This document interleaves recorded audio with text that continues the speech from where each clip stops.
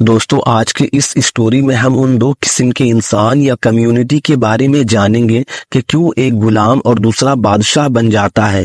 اس دنیا میں دو قسم کے انسان رہتے ہیں، ایک وہ انسان جو صرف اپنی دولت، عزت اور شہرت کے لیے کام کرتے ہیں، دوسرا انسان وہ ہے جو کسی مقصد کے لیے کام کرتے ہیں۔ پہلے قسم کے لوگ بھی انسان ہیں اور دوسرے قسم کے لوگ بھی انسان ہیں، لیکن ان دونوں میں سوائے ظاہری صورت کے کوئی چیز ایک جیسا نہیں، بلکہ ان میں زمین اور آسمان کا فرق ہوتا ہے۔ پہلا قسم کا انسان صرف بازار چلاتا ہے، جبکہ دوسرا قسم کا انسان تاریخ بناتا ہے۔ پہلا قسم کا انسان ہمیشہ غلامی کرتا ہے اور دوسرا قسم کا انسان ان پر حکومت، کیونکہ دوسرے قسم کے انسان ہی انسانیت کا اصل سرمایہ ہے۔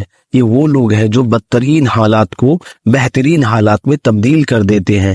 اس کی وجہ یہ ہے کہ کوئی بھی بڑا کام کرنے کے لیے اس بات کی ضرورت پڑتی ہے کہ بہت سے لوگ مل کر کام کریں۔ جب اس طرح سب لوگ مل کر کام کرتے ہیں تو ہوتا یہ ہے کہ کسی کو کم کریڈٹ ملتا ہے اور کسی کو زیادہ، کسی کا استقبال کیا جاتا ہے تو کسی کو کم توجہ دی جاتی ہے، اور یہ قدرت کا امتحان ہے۔ یہ فرق ہمیشہ رہے گا، چاہے کوئی سیاست کی پارٹی ہو یا مذہبی تحریک۔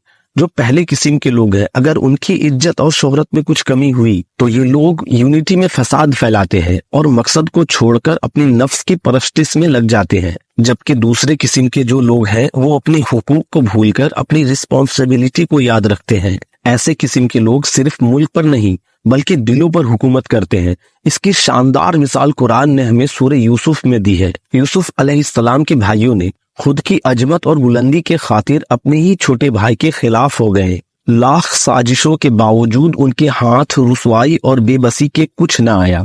یہ ہے پہلے قسم کے لوگ جو صرف اپنے لیے سوچتے ہیں۔ اور یوسف علیہ السلام چھوٹے سے عمر میں اپنے بابا سے بچھڑ گئے، انہیں کنویں میں ڈالا گیا، مصر کے بازار میں غلام بنا کر بیچا گیا، بنا کسی خطا کے کئی سال جیل میں قیدی بن کر رہے۔ لیکن آخر کیا ہوا؟ ان کے مقصد نے پورے مصر کا انہیں بادشاہ بنا دیا۔ آپ علیہ السلام کے پاس ایک مقصد تھا، مظلوموں کو ظالموں کے قید سے آزاد کروا کر ایک اللہ کی بندگی میں لانا۔ آپ علیہ السلام اپنے سوچ میں بادشاہ اس وقت بھی تھے جب آپ کنویں میں گرائے گئے، یا جب آپ کو غلام بنا کر بیچا گیا، یا جب آپ قیدی بن کر جیل میں رہے، کیونکہ انسان اپنی سوچ کا ہی پیداوار ہے۔ اسی لیے آپ علیہ السلام غلام اور قیدی بننے کے باوجود آخرکار بادشاہ بن گئے۔ امام غزالی رحمۃ اللہ تعالی علیہ فرماتے ہیں، انسان کی اصل ہستی انسان کی سوچ ہے، باقی تو صرف ہڈی اور خالی گوشت ہے۔